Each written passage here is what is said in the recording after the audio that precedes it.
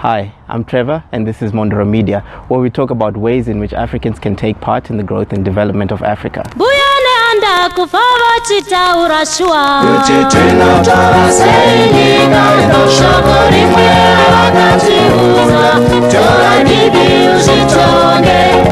Today we're talking about 7 micro businesses that you can start as a result of the NHI being implemented.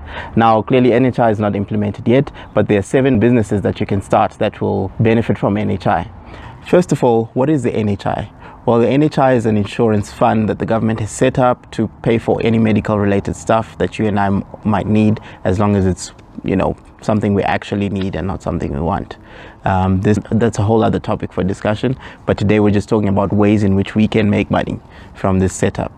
Basically, they will pay for any treatment or medication that is deemed necessary for anyone who is a citizen or legal foreigner. And so there are 2 main ways that they will accomplish this. They will partner with state hospitals and with private hospitals and medical services providers to provide this healthcare. With that in mind, you can also take part in the success of the NHI by starting your own business that they will contract from you. Now, there are 7 small businesses or micro businesses that you could start related to NHI, and not all of them are health related, so bear with me. The first small business you could set up for the NHI is the obvious one: small private clinics, mobile clinics, and that kind of thing to provide primary health care to people in highly populated areas. The advantage you have here is that the clients are already there. They're in the area. If you're providing the service, they can take it and they don't have to pay for it. And you have a guaranteed payment from the government. So it's a no-brainer. It's a win-win situation for everybody involved. The government gets people to get healthcare, people get healthcare, you get money. Everyone wins. Just do it. You could cover things like small injuries, minor diseases, traditional healing, counseling, any of those services that people actually need in the area. So if you know any registered nurses, enrollment nurses, auxiliary nurses, they could set this facility up similar to the ward healthcare thing that the government runs, and they could roll this out in so many places and make a lot of money from their clients, from the government, as long as you do everything according to the law. So you have quite an easy market there, and there's a huge demand for this kind of service in this country today, particularly in places where there are a lot of people who live there, but there are not a lot of primary healthcare facilities. So that's the first business that you could set up. And if you'd like me to do a deep dive into setting up a private clinic or a mobile clinic, let me know in the comments below so that I can do a video for you that explains exactly how that works. There are a few examples, but they're not nearly enough.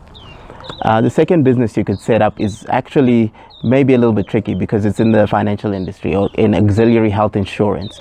Now, you have to think about this a little bit creatively. If you think about all the people who are on Key Care, Discovery Key Care, Momentum, Ingwe, Fed Health, the cheap plans, those people are not benefiting anything as it stands compared to what they would benefit from the NHI. In other words, those plans cover exactly what NHI covers and nothing more, and NHI is free. So almost certainly all those people will move to NHI, but they could still have in their budget the same amount of money they've been using for those things. And if you come in and offer these auxiliary services, they might be willing to spend that money on those. If you cover insurance for those auxiliary services, you could do things like doctor's consultations, unprescribed blood tests, x-rays, cosmetic things like dental work, eyeglasses, hearing aids that are outside of what is prescribed by the government, but I'm perhaps more comfortable for the end user.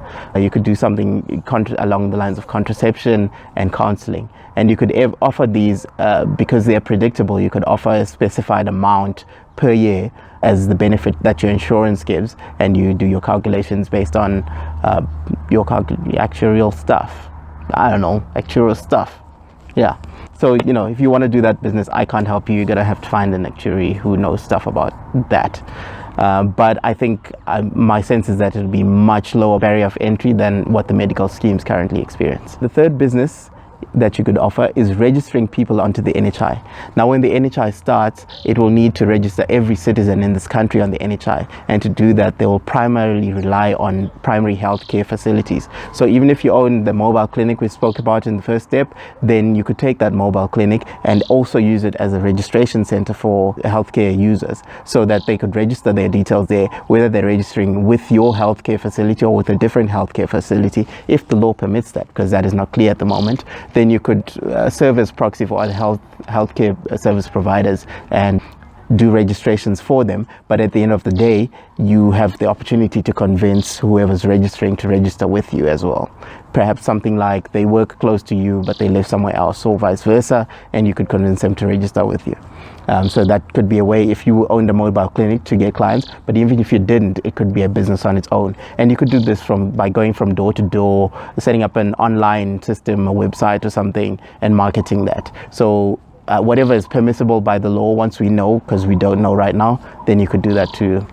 The fourth business is about the electronic storage of medical health records for patients. Now, you could offer this. There's a service I think called Logbox that does the same, but it doesn't really seem to have covered a lot of people. So you could set up something like that, perhaps particular to the area that you live in, and market that in your area for people to be able to store and easily sync their medical health records with any service provider, with any primary healthcare provider. And in the back end, you could sell the syncing service to the primary healthcare providers so that they can read those medical health records from your database and easily fill in those forms that you always need to fill in when you go to the doctor, how old you are, your whole life story, you know the thing.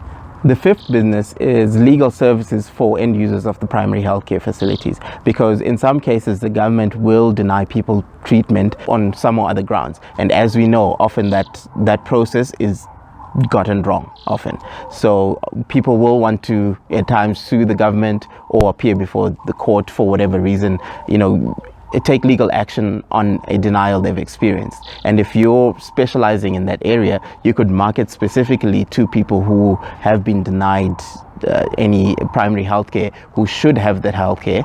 And then if you're a good lawyer, you could make a little bit of money, and maybe even the government will cover the costs if it turns out that they're in the wrong. The sixth business you could set up is a community center where you could provide government with ancillary services, such as recording the number of complaints that people have, recording the diseases that are prevalent in that area, and helping them, because they need, as part of NHI, need to compile that database, and in most cases they will not have enough people to do that. So if you set up a center in the community where you record either complaints that they need to track, as well as the healthcare needs analysis for that area, so asking people what diseases they might have, what medications they may need, and compiling that information for the government, which you should make them pay you for. The last business, the seventh business, is kind of a complicated business to start, but it seems to be pretty lucrative. This is the import of medicines and medical equipment. If you have friends in China, Brazil, India, you can find cheap medical equipment there that we can use in this country. And if you set up the export business, you could become a supplier to government, but that's a little bit risky and requires a lot of capital upfront. The first 6 don't necessarily require a lot of capital upfront, especially because in many of the cases you can get funding quite easily for that kind of business, since it is outreach business. Okay, so all that being said, we know that NHI is going to happen. The president has said so. So, what are we going to do about it? And we know that this country is corrupt. Everyone from the Department of Health to anyone employed there, to medical aid schemes who've been found guilty of not paying, or at least suspected of not paying prescribed minimum benefits, to staff in that industry, to doctors, patients, everybody's corrupt. We know that, and this is why people are stressed about NHI, but it is going to happen. So you may as well get involved, and what better way to root out corruption than for the upright people like you and I? Yes, us. We should come together and infiltrate those ranks with people who are trying to get theirs, and people who don't care about which political party is which, and who just want to make money like you and I. Make sure stuff is going our way, then we will lose out once again. So pick one of these 7 businesses, start one. If you want me to go into exactly how one of these businesses can be set up, let me know in the comments below, and I will be sure to make a video where we talk to somebody who has done this, and we do a case study, and we can show you exactly the step-by-step process of how to start one of these businesses. Like I said, this is Mondoro Media, and we're talking about ways in which Africans can participate in the growth and development of this continent.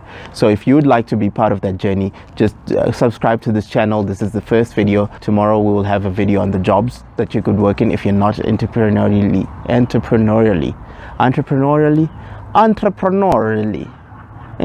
whatever it is. If you're not that thing inclined, then we're looking at the jobs that you could possibly do and after that we'll have more videos for you. So please subscribe to this channel, comment, and let us know what business you would, of these 7 businesses that we talked about, that you'd like us to do a deep dive into examining exactly how you would set up that business. We'll do a case study, we'll talk to somebody in that industry, and help you find the right way to start that business if that's what you want. If it's not, then hey, we'll see you next video. Thank you.